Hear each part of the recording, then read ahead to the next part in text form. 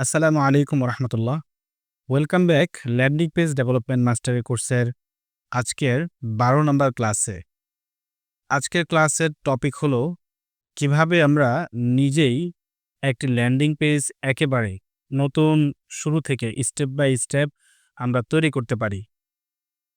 So আজকের এই ক্লাসটি খুবই গুরুত্বপূর্ণ এবং এই ক্লাসে আমরা অনেকগুলো বিষয় নিয়ে আলোচনা করব ইনশাআল্লাহ, এবং ল্যান্ডিং পেজের একেবারে এ টু জেড সকল কিছু আপনাদেরকে এই ক্লাসের মাধ্যমে ইনশাআল্লাহ শেখানোর চেষ্টা করব। ওকে, আমরা চলে আসলাম আমাদের ওয়ার্ডপ্রেসের ড্যাশবোর্ডে। সো আমরা যেহেতু বিগত ক্লাসগুলোতে আমরা মোটামুটি কিভাবে আমরা এলিমেন্টর ব্যবহার করব, এলিমেন্টরের মাধ্যমে কিভাবে একটা পেজ ডিজাইন করব, এভরিথিং মোটামুটি আমরা দেখানোর চেষ্টা করেছি বা শেখার চেষ্টা করেছি। পাশাপাশি ই-কমার্সের বিভিন্ন সেটিংস, প্রোডাক্ট কিভাবে অ্যাড করব, পেমেন্ট গেটওয়ের মধ্যে আপনার ক্যাশ অন ডেলিভারিটা আমরা অ্যাড করেছি হয়তো। সো আজকের ক্লাসটা যেহেতু ল্যান্ডিং পেজ নিয়ে, ল্যান্ডিং পেজ সাধারণত আমরা কেন করি এবং কি প্রয়োজনে করে থাকি, আমরা কিন্তু গত ক্লাসে আপনাদেরকে এই বিষয়টি সম্পূর্ণভাবে ক্লিয়ার করার চেষ্টা করেছি। তো আমরা আজকে ল্যান্ডিং পেজ নিয়ে যেহেতু আলোচনা করব এবং আপনাদেরকে পরিপূর্ণ কাজ দেখাবো, তো আমরা একটা ল্যান্ডিং পেজ ডিজাইন করার আগে আমরা কি কাজ করতে হবে আমাদেরকে, এই বিষয়গুলো নিয়ে আমরা আলোচনা করব ইনশাআল্লাহ। তো প্রথমেই আমরা একটা বিষয় আপনাদেরকে এখানে দেখানোর চেষ্টা করব। সেটা হলো, আমরা যখন কোনো ক্লায়েন্টের কাছ থেকে কোনো ল্যান্ডিং পেজ ডিজাইন বা ল্যান্ডিং পেজের অর্ডার নেই, কোনো ক্লায়েন্ট আমাদেরকে ল্যান্ডিং পেজের অর্ডার দেয়, সেক্ষেত্রে আমরা কি করি এবং আমরা কিভাবে অর্ডারটি নেই।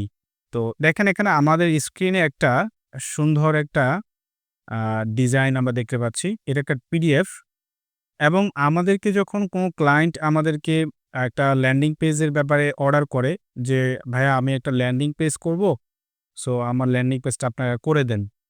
তখন তাকে আমরা এই যে পিডিএফটা শেয়ার করি। তো আমরা যদি এই পিডিএফটা একটু পড়ে দেখি, তাহলে আশা করি ক্লিয়ার হবেন যে একটা ল্যান্ডিং পেজ করতে গেলে আমাদের কি প্রয়োজন, এবং একটা আকর্ষণীয় এবং সেলস কনভার্টিং ল্যান্ডিং পেজ করতে গেলে এই যে ইনফরমেশনগুলো রয়েছে, এই ইনফরমেশনগুলো অবশ্যই গুরুত্বপূর্ণ। এখানে ৮ টা পয়েন্ট আমরা এখানে উল্লেখ করেছি। সো এই ৮ টা পয়েন্ট আপনি যদি ফলো করে আপনি আপনার ডিজাইনটা করেন, তাহলে আশা করি ইনশাআল্লাহ আপনার ল্যান্ডিং পেজ খুবই সুন্দর এবং হচ্ছে হলো যে আপনার আকর্ষণীয় হবে ইনশাআল্লাহ। তো এখানে ১ম এ দেখেন, ল্যান্ডিং পেজ ডিজাইন করার বা ডিজাইন অর্ডার করার ক্ষেত্রে আপনার করণীয়, আমরা এটা ক্লায়েন্টকে বলেছি, একটি সফল ল্যান্ডিং পেজ ডিজাইন করার জন্য আপনার কিছু গুরুত্বপূর্ণ তথ্য আমাদের প্রয়োজন। নিচে আপনার করণীয় পদক্ষেপগুলো বিস্তারিতভাবে দেওয়া হলো। আপনি যত পরিষ্কারভাবে তথ্য দিবেন, আমরা তত দ্রুত ও মানসম্মতভাবে আপনার ল্যান্ডিং পেজ তৈরি করতে পারবো ইনশাআল্লাহ। আচ্ছা, তো আমরা দেখেন এখানে প্রায় ৮ টা পয়েন্ট এখানে উল্লেখ করেছি। তো আমরা ৮ টা পয়েন্টই আপনাদেরকে একটু দেখানোর চেষ্টা করেছি। ৮ টা পয়েন্টে আমরা কি রেখেছি। প্রথমেই আমরা যখন আমাদের ল্যান্ডিং পেজে আমরা ভিজিট করি, প্রথমেই আমাদের ল্যান্ডিং পেজে একটা হিরো সেকশন থাকে, যেটাকে আমরা আ মূল আকর্ষণ হিসেবে ধরি। যে এটা যদি আমাদের ১ম অংশে এটা যদি আমাদের আকর্ষণীয় হয়, তখন আমাদের ল্যান্ডিং পেজের অন্যান্য বিষয়গুলো একজন গ্রাহক বা একজন ক্রেতা, একজন ভিজিটর, সে আমাদের বাকি জিনিসগুলো দেখবে। যদি আমাদের এই হিরো সেকশনটা আকর্ষণীয় না হয়, বা এই হিরো সেকশনের মাধ্যমে তার মাইন্ডে আমরা টাচ করতে না পারি, তাহলে কিন্তু আমাদের এই ওয়েবসাইটে বা আমাদের ল্যান্ডিং পেজে কিন্তু সে এসে কিন্তু অতটা গুরুত্ব দিবে না এবং সে ব্যাক করে চলে যাবে। এজন্যই আমরা বলি যে প্রায় গবেষণায় দেখা যায় যে প্রায় 90% বা 80% ভিজিটর 5 সেকেন্ডের ভিতরেই আপনার ল্যান্ডিং পেজ থেকে বের হয়ে যায়, এবং এইটার মূল কারণ হচ্ছে হলো যে আমাদের হিরো সেকশন। আর হিরো সেকশন যদি আমাদের ভালো না থাকে, তাহলে কিন্তু আমাদের ডিজাইন সুন্দর আমাদের এই যে ডিজাইন করলাম, এই ডিজাইন করার ফলেও কিন্তু আমরা সেলস কনভার্ট করতে পারবো না বা আমরা সেলস জেনারেট করতে পারবো না। সো হিরো সেকশনটা খুবই গুরুত্বপূর্ণ। এখন দেখেন, হিরো সেকশনে সাধারণত কি থাকে? দেখেন, আকর্ষণীয় একটা হেডলাইন থাকতে হবে। এখন হেডলাইন আপনার প্রোডাক্ট অনুযায়ী আপনার মতো করে একটা আকর্ষণীয় হেডলাইন তৈরি করবেন, যেটা তার প্রবলেম সলভিং অথবা তার অফার ক্রিয়েট নিয়ে অথবা যেকোনো বিষয় নিয়ে। কিন্তু মূল বিষয়টা হলো যে আপনাকে ওই প্রোডাক্ট সম্পর্কে তাকে এক কথায় বোঝাতে হবে যে এই প্রোডাক্টটা তার প্রয়োজন অথবা এই প্রোডাক্টটা সে নিলে তার অনেক লাভ হবে অথবা এই প্রোডাক্টটা তার অনেক উপকারে আসবে। যেকোনো বিষয় হোক। মোট কথা হলো যে তাকে এই এক লাইনে একটা হেডলাইনের মাধ্যমে তাকে এই বিষয়টা বোঝাতে হবে। এইটাকেই বলা হয় হেডলাইন বা আকর্ষণীয় হেডলাইন। পাশাপাশি যখন সে হেডলাইনটা দেখবে আকর্ষণীয়, তখন পাশাপাশি ছোট করে আবার এখানে সাব হেডলাইন থাকবে। যেখানে হলো যে হয়তো ১ম হেডলাইনে একটা লোভনীয় কথা থাকলো, আর ২য় হেডলাইনে বা সাব হেডলাইনে হলো যে এইটার ব্যাপারে একটু ডিটেইলস বলা থাকলো। ঠিক আছে? তারপর হলো প্রোডাক্ট বা সার্ভিসের মূল ছবি বা ভিডিও দিন। আমরা এটা আমাদের ক্লায়েন্টকে বলি আরকি। সো এখানে আবার প্রোডাক্টের একটা ছবি অথবা আকর্ষণীয় একটা ছবি এবং অথবা একটা ভিডিও। যেমন আমরা যদি এক্সাম্পল যদি বলি যে আমাদের ল্যান্ডিং পেজ আমাদের যে ল্যান্ডিং পেজটা রয়েছে, সরি আমি কোথায় যাচ্ছি? আমাদের যে ল্যান্ডিং পেজটা রয়েছে বা আমাদের যে ইয়েটা রয়েছে ল্যান্ডিং পেজ, ওকে। তো আমাদের যে ল্যান্ডিং পেজটা রয়েছে, সরি এখানে ল্যান্ডিং পেজ মাস্টারে এসেছে। আমি এখানে ল্যান্ডিং পেজ ডেভেলপমেন্ট হবে। ওকে এটা। তো এখানে দেখেন আমরা ১ম এ যখন আমাদের এখানে কোনো ক্লায়েন্ট বা আমাদের কোনো ভিজিট করবে, তখন কিন্তু এইটা মূলত হলো যে এইটাকে আমরা ধরি হলো যে হিরো সেকশন। এখন হয়তোবা আমার স্ক্রিনটা ছোট হওয়ার কারণে হয়তোবা পুরো বিষয়টা আসতেছে না বা আমাদের যে ভিডিওটা আছে সে ভিডিও সহকারে আসতেছে না। বাট এই যে আমার যে মূল যে হেডলাইনটা বা আমার যে মূল যে হিরো সেকশনটা, এই হিরো সেকশনের মধ্যেই কিন্তু মূল বিষয়টা তুলে ধরতে হবে। এবং তারপরে গিয়ে মানে তারপরেই কিন্তু সে এখান থেকে হয়তোবা ডিটেইলস দেখার জন্য হয়তোবা ভিডিওটা দেখবে। ভিডিওর মধ্যে কি বলা আছে সে বিস্তারিত জানার চেষ্টা করবে। তারপর হলো যে বিভিন্ন বিষয় যেমন বারবার এখানে আমরা কল টু অ্যাকশন ইউজ করেছি।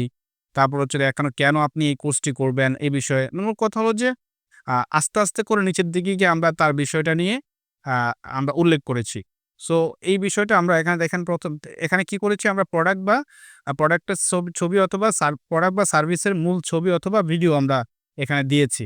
তারপর আবার এখানে কল টু অ্যাকশন আমরা ইউজ করেছি। এখানে থাকতে পারে এখনই কিনুন অথবা এখনই এনরোল করুন। যেমন আমরা ইউজ করেছি হলো আপনার আ কি বলে এটাকে এখনই এনরোল করুন। ঠিক আছে? তো এখানে আমরা এটা ইউজ করেছি। তো আপনি আপনার প্রোডাক্ট অনুযায়ী আপনি এড করবেন কি এখনই অর্ডার করুন অথবা এখনই আ এনরোল করুন অথবা মানে মোট কথা হলো যে আপনার কল টু অ্যাকশন এ যেটা যায় বাটন সেটা আপনি দিবেন। ঠিক আছে? তারপর হলো এখানে হলো প্রবলেম সেকশন। এখানে হলো যে সমস্যা তুলে ধরতে হবে। এখন আপনি যেহেতু প্রোডাক্ট নিয়ে কাজ করবেন, আমি আমার সার্ভিস নিয়ে কাজ করতেছি। সো আমি এখানে কেন আপনি এই কোর্সটি করবেন? এখানে আমি তার প্রবলেমটা কেন করবে? এখানে প্রবলেমটা আমি তুলে ধরেছি। ঠিক আছে? প্রবলেমটা তুলে ধরেছি এখানে ২য় সেকশনে। তো এখানে প্রবলেমটার মধ্যে কি আপনার টার্গেট কাস্টমারের সাধারণত সমস্যাগুলো লিখুন। মানে তার এই যে প্রোডাক্ট মানে তার যে কি সমস্যা? প্রোডাক্টের বিপরীতে মানে এই প্রোডাক্টটা তার যে সমস্যাগুলো সমাধান করবে সেই সমস্যাগুলো আপনি এখানে উল্লেখ করেন। সমস্যার সাথে সম্পর্কিত কোনো পরিসংখ্যান বা ডাটা থাকলে সেগুলো উল্লেখ করেন। যেমন পরিসংখ্যান, রিসার্চ কি বলে বা বিভিন্ন বিষয় কি বলে এইগুলো আপনি চাইলে এখানে দিতে পারেন। তারপরে ছোট ২-৩ লাইনে ব্যাখ্যা দিন। তো এই বিষয়গুলো আপনি সমস্যাগুলো এখানে তুলে ধরতে হবে। ৩ নাম্বার সেকশনে গিয়ে আপনাকে এই যে প্রবলেমগুলো আপনি তুলে ধরলেন, এই প্রবলেমগুলোর সলিউশনটাকে আপনি এখানে তুলে ধরবেন। যেমন আমরা এখানে ৩ নাম্বার সেকশনে কি করেছি, আপনি কি পাচ্ছেন এই কোর্সে। এখন কিন্তু তার সলিউশনটা আমরা এখানে নিয়ে আসতেছি। এই সলিউশনটা আমরা এখানে তাকে উল্লেখ করে দিলাম। আর তারপর হলো ফিউচারের সেকশন। বিস্তারিত আমরা তার ফিউচার যেমন প্রোডাক্ট বা সার্ভিসের আ দু আ ৩ থেকে ৬ ফিচার লিখুন। তারপর হলো চাইলে প্রতিটি ফিচারের সাথে ছবি বা আইকন দিতে পারেন। প্রতিটি ফিচারের সংক্ষিপ্ত ব্যাখ্যা লিখুন। এরকম বিভিন্ন ফিচার আপনি এড করতে পারেন। আচ্ছা, তারপর হলো যে সোশ্যাল প্রুফ সেকশন। এখানে আমি আরেকটা জিনিস যেমন ফিউচার যদি বলি এই কোর্সটি কারা এই কোর্সটি করবেন। এখানে আমরা একটা ফিউচার বা কারা এই কোর্সটি করবেন এটা আমরা উল্লেখ করেছি। এটা আমাদের সার্ভিস অনুযায়ী আমরা তারপর এখানে আমরা ওয়ান টু ওয়ান সাপোর্ট এর কথা উল্লেখ করেছি। ওয়ান টু ওয়ান সাপোর্ট এখানে দিব। তো এই বিষয়গুলো আমরা এখানে উল্লেখ করেছি। তো এখানে সোশ্যাল প্রুফ এখন আপনার ওয়ান টু ওয়ান সাপোর্ট এর দরকার নাই। আপনার প্রোডাক্ট আছে, আপনি প্রোডাক্ট বিক্রি করবেন। সো এখানে তো ওয়ান টু ওয়ান সাপোর্ট এর কোনো বিষয় আসে না। তো আপনি এখানে ওয়ান টু ওয়ান সাপোর্ট এর তো দরকার নাই। আমার প্রোডাক্ট অনুযায়ী বা আমার সার্ভিস অনুযায়ী আমি যেটা ভালো মনে করেছি সেটা আমি এখানে উল্লেখ করেছি। সো আপনি এখানে কি করুন সোশ্যাল প্রুফ বলতে আমরা কি বুঝি? যেমন আপনার এই প্রোডাক্টটা অন্যান্য কাস্টমাররা নেওয়ার পরে তারা কি ফিডব্যাক দিল? তাদের কাছ থেকে আপনি কি ফিডব্যাক পেলেন? ওইটাই হলো মূলত আপনার সোশ্যাল প্রুফ। ঠিক আছে? তো এই প্রুফগুলো আপনি এখানে উল্লেখ করবেন। তো এখানে কি লেখা আছে যেমন অন্তত ২ থেকে ৩ টি কাস্টমার রিভিউ বা টেস্টিমোনিয়াল তারপর হচ্ছে হলো যে কাস্টমারের নাম ও ছবি যদি থাকে, হ্যাঁ? দেওয়া সম্ভব হয়। প্রয়োজনে আপনার কোম্পানির ক্লায়েন্টের লোগো দিন। তারপর হলো আপনার প্রোডাক্ট বা সার্ভিস ব্যবহারকারীর সংখ্যা লিখুন। মোট কথা হলো যে এখানে আপনি চাইলে আপনার প্রোডাক্টটা কতজন ইউজ করেছে, তাদের রিভিউ কি, এই বিষয়গুলো আপনি এখানে উল্লেখ করতে পারেন। তাহলে দেখা যাবে আপনার প্রোডাক্ট সম্পর্কে তার আস্থা এবং বিশ্বাস আরো ভালোভাবে তৈরি হবে। তারপর হচ্ছে হলো ৬ নাম্বার হলো অফার অ্যান্ড প্রাইজিং সেকশন। আপনার প্রোডাক্ট বা সার্ভিসের মূল দাম লিখুন। যদি একাধিক প্রাইজিং প্ল্যান থাকে তবে সবগুলো দিন। আমরা এখানে আমার ক্লায়েন্টকে আমরা এগুলা প্রোভাইড করি। কোনো অফার বা ডিসকাউন্ট থাকলে সেটি লিখুন। কারণ এগুলো যদি আমাদেরকে সে প্রোভাইড করে দেয় তাহলে হচ্ছে হলো যে আমরা কি করি? এইগুলো অনুযায়ী আমরা হচ্ছে তার কাজটা করব। বোনাস বা বিশেষ সুবিধা থাকলে উল্লেখ করুন। তারপর আবার এখানে আমরা সিটিএ যেটা হচ্ছে হলো আমরা বলি কনভার্সন কি বলে আপনার আ এটাকে আমরা বলি কল টু অ্যাকশন। ঠিক আছে? তো এটাকে বলে সিটিএ কল টু অ্যাকশন। মোট কথা হচ্ছে আমরা যে বাটনটা ইউজ করি এটা। তারপর এফএকিউ অর্থাৎ হচ্ছে হলো আপনার কোনো প্রশ্ন উত্তর যদি থাকে। যেমন আমরা এফএকিউ এখানে উল্লেখ করেছি যেমন এখানে যেমন এই যে এফএকিউ উল্লেখ করেছি যে এটা কমন যে প্রশ্নগুলো থাকে যেগুলা তারা আমাদের ইনবক্সে আ করে। তো এই বিষয়গুলো আমরা হচ্ছে হলো যে এখানে উল্লেখ করে দিয়েছি। এগুলা প্রশ্ন প্লাস হচ্ছে হলো উত্তর এখানে উল্লেখ করে দিয়েছি। তো এখানে আপনি আপনার প্রোডাক্ট সম্পর্কে যদি কোনো ধরনের প্রশ্ন উত্তর থাকে এগুলো আপনি এখানে উল্লেখ করে দিবেন। তারপরে ফাইনাল হচ্ছে হলো যে ফাইনাল কল টু অ্যাকশন যেখানে হচ্ছে হলো ফাইনাল কল টু অ্যাকশন একটি আকর্ষণীয় হেডলাইন দিন। শক্তিশালী সিটিএ অর্থাৎ আপনার কল টু অ্যাকশন এখানে বা আপনি উল্লেখ করতে পারেন যেখানে থাকতে পারে হলো আপনার আজই অর্ডার করুন অথবা এখনই অর্ডার করুন। ঠিক আছে? তারপর প্রয়োজনে যোগাযোগের তথ্য দিন যেমন phone number, email, WhatsApp link এগুলো দিতে পারেন। তো আমরা দেখেন একবার সর্বশেষ যে আমাদের যে কল টু অ্যাকশন এটা হলো এইটা। তো এখানে আমরা এটা উল্লেখ করেছি এবং উপরে আমরা আবার এখানে স্টিকি করে দিয়েছি কি যে হচ্ছে হলো যে আমাদের যখনই আমাদের এটা স্ক্রল করবে তখন এটা উপরে থাকবে এটা। যেমন এটা সবার উপরে থাকবে, এখানে থাকবে। তো যখনই কেউ স্ক্রল করবে মানে আমাদের ক্লায়েন্ট বা আমাদের যে গ্রাহক যারা যখন আমাদের ওয়েবসাইটে ভিজিট করবে, যখন স্ক্রল করবে এটাকে তখন এটা অটোমেটিক উপরে থেকে যাবে। মানে এখানে দেখা যাচ্ছে অফার শেষ হওয়ার আর মাত্র বাকি। এখানে টাইমিং উঠতেছে। ঠিক আছে? সো এটা একটা মানি খুবই গুরুত্বপূর্ণ বিষয়। কারণ যখন কাস্টমার বুঝতে পারবে যে না আপনার অফারটা শীঘ্রই শেষ হয়ে যাচ্ছে, তখন কিন্তু কাস্টমার দ্রুত অর্ডারটা করবে। সো সে চাইবে যে মানে অফারটা দ্রুত আ আপনার গ্রাব করার জন্য বা দ্রুত নেওয়ার জন্য অফারটা চাইবে। তখন সে এই সময়টা আর লস করতে চাইবে না। তো এখানে আমরা একটা টাইমিং দিয়ে দিয়েছি। তো টাইমিং সব জায়গায় দেওয়া প্রয়োজন না, যেকোনো এক জায়গায় আপনার সুন্দরভাবে দিলেই হয়। তো আমরা এই বিষয়গুলো সম্পূর্ণভাবে আপনাদেরকে ইনশাআল্লাহ মানে পার্ট টু পার্ট দেখানোর চেষ্টা করব। আমরা কিভাবে করেছি, এই বিষয়গুলো আপনাদেরকে পার্ট টু পার্ট ইনশাআল্লাহ দেখানোর চেষ্টা করব। তো আশা করি আপনারা একটা ল্যান্ডিং পেজ করার ক্ষেত্রে কোন বিষয়গুলো খুবই গুরুত্বপূর্ণ, এই বিষয়গুলো আপনারা বুঝতে পেরেছেন। ঠিক আছে? তো মূলত আজকের এই লিসনটাতে এই পর্যন্তই ছিল। আমরা পরের লিসন আরো বিস্তারিত আলোচনা করব। সো যদি আপনাদের কোনো প্রশ্ন বা আপনাদের কোনো সমস্যা থাকে বা ক্লাস করার সময় আপনাদের কোনো কিছু বুঝতে অসুবিধা হয় বা ক্লাসগুলো বুঝতে সমস্যা হয়, আমাদের সাপোর্ট টিম রয়েছে, আমাদের নাম্বার রয়েছে আমাদের WhatsApp এ। এনিটাইম আপনারা যেকোনো সাপোর্টের জন্য নক করবেন। ইনশাআল্লাহ আমরা আপনাদের যেকোনো সাপোর্ট দিব। ভালো থাকবেন সবাই। আসসালামু আলাইকুম। দেখা হবে পরবর্তী লিসনে।